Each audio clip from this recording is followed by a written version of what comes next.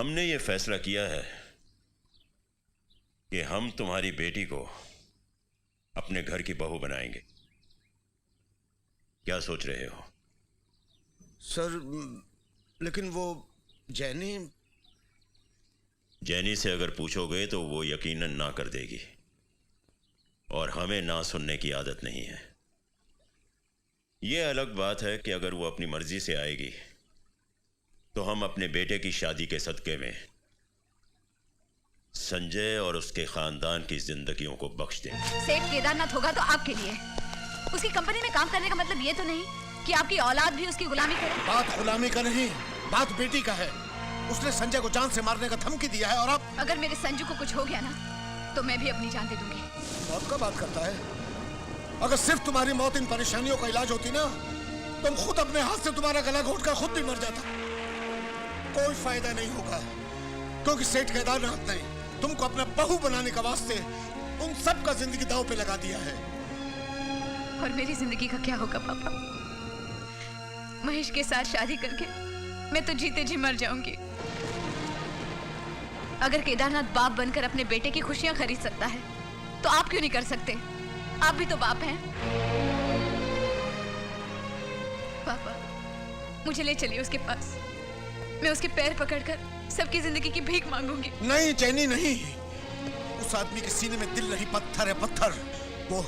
वो सिर्फ कहना जानता है, सुनना नहीं। तू अपना कलेजा भी निकाल के उसके पैरों में डाल देगी तो भी वो उसे रौंद के चला जाएगा। वो राक्षस मेरी बात नहीं मानेगा बेटे। उसने फैसला कर लिया, उसका फैसला कोई नहीं बदल सकता। और आपका फैसला क्या है?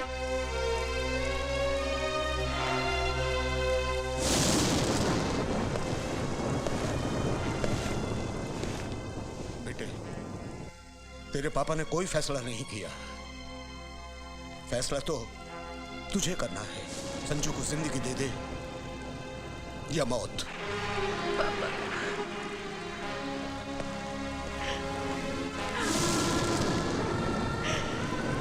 तेरे पापा ने कोई फैसला नहीं किया। फैसला तो तुझे करना है। संजू को जिंदगी दे दे या मौत। संजू को जिंदगी दे दे या मौत।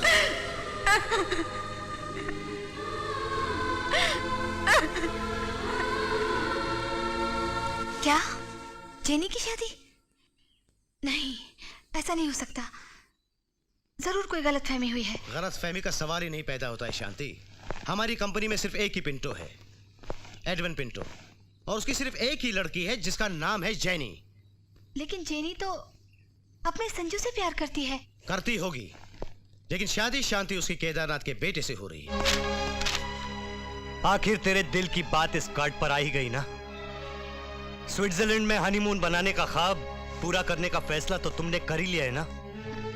वो खुशनसीब होते हैं जिनके ख्वाब जीते जी पूरे हो जाते हैं। और वो जलील होते हैं जो एक का हाथ छोड़कर दूसरे का हाथ थाम लेते हैं। तुमने कभी ये भी सोचा कि तुम्हारी औकात क्या है? तुम क्या समझते थे कि मैं तुम्हारी ख्याली दुनिया में रूखी सूखी खाकर दिन रात तुम्हारे गुण गाऊंगी? मैंने सपनों के अंधेरों से निकलकर पहली बार आसमान देखा, और उस आसमान पर मैंने अपना आने वाला कल देखा है। उस आसमान पर तुमने अपने महेशनाथ को देखा है, अपने होने वाले नाथ को देखा है। हाँ हाँ, देखा है। मैंने अपने होने वाले नाथ को देखा है।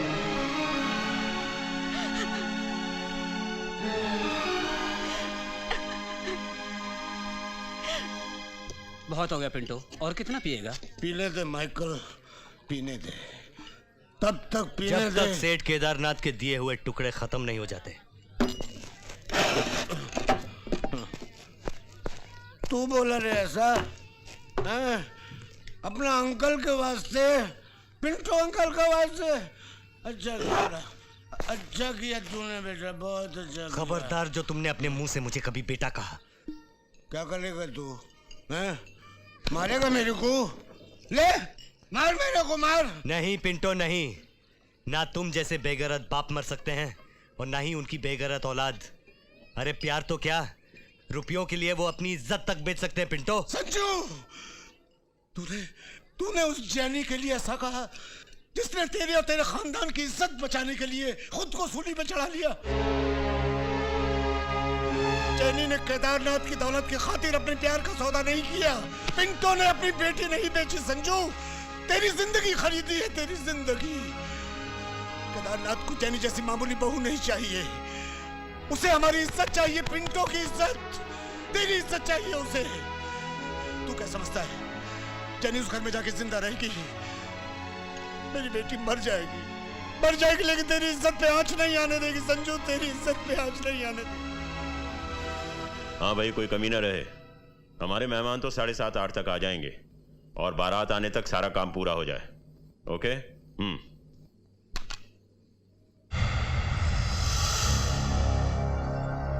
बिना इजाजत तुम अंदर कैसे आ गए? न्योता देने के लिए, न्योता लेने के लिए इजाजत की जरूरत नहीं है केदार सेठ।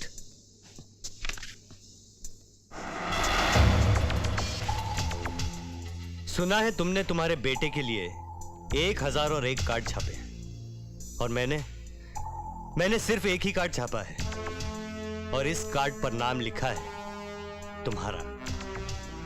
तुम्हारे कार्ड पर लिखा है जेनी वेड्स महेशनाथ और मेरे कार्ड पर लिखा है जेनी वेड्स संजय मल्होत्रा। अजीब इत्तेफाक है, वक्त और जगह भी एक है और मंडप भी। आइएगा जरूर। आने जाने की बात तो बात की बात है संजय साहब, पहले तो हम तुम्हारी हिम्मत की दाद देते हैं। जिंदगी में पहली बार किसी ने सेठ केदारनाथ के ऑफिस में बिना इजाजत घुसकर उसकी आंखों में आंखें डालकर बात करने की जुर्रत की है। और रही बात शादी की, देखते हैं वो मंडप किसके लिए मंडप बनता है और किसके लिए शमशान।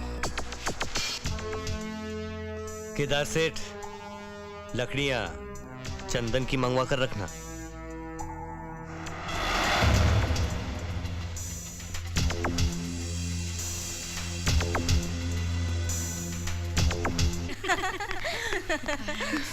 चलो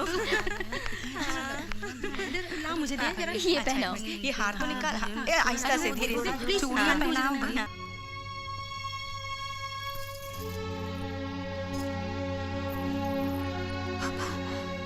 पापा वो बेटे, अपने को नहीं मालूम तेरी तकदीर में क्या लिखा है, लेकिन इतना यकीन के साथ बोलता हूं कि जब वो मौत के दरवाजे पे दस्तक देने आ ही गया है तो तेरे इस लाल जोड़े को कफन में नहीं बदलने देगा। जा बेटे, जा।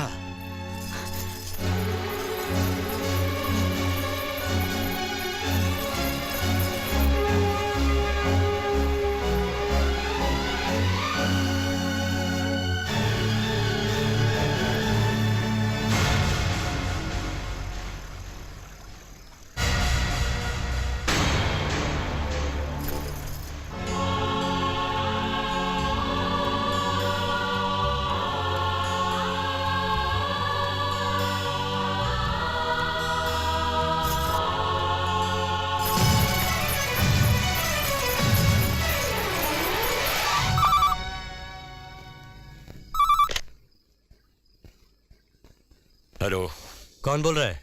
मैं केदारनाथ बोल रहा हूं। वाकई बहुत खराब दिन है तुम्हारा केदार सेठ, सारे कनेक्शन तुमसे ही मिलते हैं। नंबर एयरपोर्ट का लगाया था हनीमून की ट्रिप की बुकिंग के लिए और लग गया तुम्हारा नंबर। हरामजादे! चिल्ला मत केदार सेठ, मुझे तुम्हारी हालत का अंदाजा है। तुम अपनी हार पर शर्मिंदा हो और ये सोच रहे हो कि तुम जैसा नामर्द इस शहर में और कोई नहीं हो सकता। You bastard! तुमने मुझे नामर्द कहा? अरे मैं क्या, सारा शहर तुम्हें छक्का कह रहा है। बकवास बंद करो। चुप छक्के। नानू! नानू! कहां मर गए तुम? चिल्लाओ मत सेठ, मैं यहाँ हूं। जानते हो संजू ने मुझे छक्का कहा। इतनी हिम्मत उस हरामजादे की कि उसने सेठ केदारनाथ को छक्का कहा। हाँ तो जवाब में तुमने भी ताली बजा दिया होता ना। नानू! अरे इसमें नाराज होने की क्या बात है सेठ, छक्के के बदले अगर नामर्द बोलता तो भी तुम उसका क्या उखाड़ लेते। यह हलवा पूरी की थाली आपने अपने बेटे के लिए परोसी और खा गया कोई और। एक काम करो सेठ, अपने दोनों हाथों से अपनी पतलून को पकड़ कर रखो। क्या मतलब? मतलब ये सेठ, उस लौंडे ने आपकी इज्जत की पतलून का पहला बटन तो तोड़ दिया, और ये बटन तोड़कर उससे साबित कर दिया है कि वो वाकई किसी मर्द का बच्चा है। मैं तो कहता हूं सारी गलती तुम्हारी है।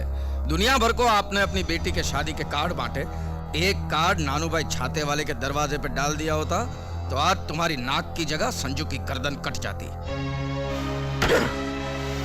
गर्दन अब काट दो नानू, काट दो उसकी अकड़ से तनी हुई गर्दन।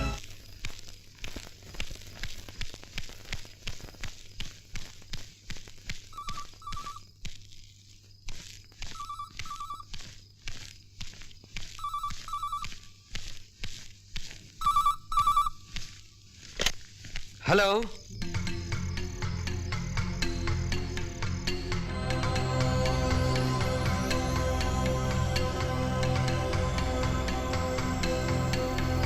हेलो, तुमको हेलो हेलो।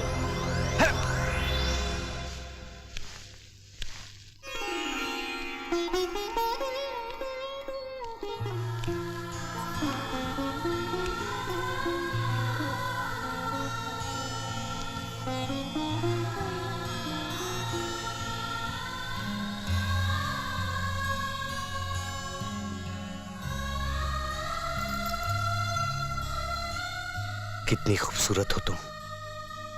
मैंने पहले इतने गौर से तुम्हें क्यों नहीं देखा? झगड़ों से फुर्सत मिली होती तो देखते ना। अरे विजय, अरे इतनी रात गए भैया, ये भी कोई आने का वक्त है? क्या बात? संजू कहाँ है? अरे भाई आज उसकी सुहागरात है और सुहागरात को आदमी अपनी पत्नी के साथ ही होता है ना। जेनी, जी चाहता है कि हमारी सुहागरात इतनी लंबी रात हो, कभी खत्म ना हो, हम एक दूसरे में समा जाएं। मैं संजू को गिरफ्तार करने आया हूं। मगर किस जुर्म में? जबरदस्ती शादी और किडनैपिंग के जुर्म में। शादी में तो तुम भी शरीक थे विजय, उस वक्त संजू को गिरफ्तार क्यों नहीं किया? उस वक्त संजू के खिलाफ कोई रिपोर्ट नहीं थी, लेकिन अब रिपोर्ट है। भाई साहब, आप तो खुद कानून हैं। आज की रात, सिर्फ आज की रात आप संजू को मत ले जाइए। सुहाग की सेज बार बार नहीं सजाई जाती है भाई साहब। मैं वादा करती हूँ, कल सुबह होते ही मैं खुद संजू को आपके पास ले आऊंगी। संजू है कहाँ? मैं यहाँ हूँ विजय भैया। क्या बात है विजय भैया? तुम्हारे विजय भैया तुमको शादी का तोहफा देने आए हैं, तुम्हें गिरफ्तार करने आए हैं। तुम्हारा जुर्म यह है संजू कि तुमने अपनी ही दुल्हन को खुद किडनैप किया है। किसी लड़की को 7 फेरों के साथ अपनी पत्नी बनाना जुर्म है? मैं बकवास नहीं सुनना चाहता। चलो। नहीं विजय भैया, प्लीज। नहीं भाभी, इस वक्त ये तुम्हारे विजय भैया नहीं है, एक पुलिस अफसर हैं, गैर हैं, और मैं ये बर्दाश्त नहीं कर सकता भाभी कि तुम किसी गैर के सामने अपना सर झुकाओ। चलो कमिश्नर विजय कपूर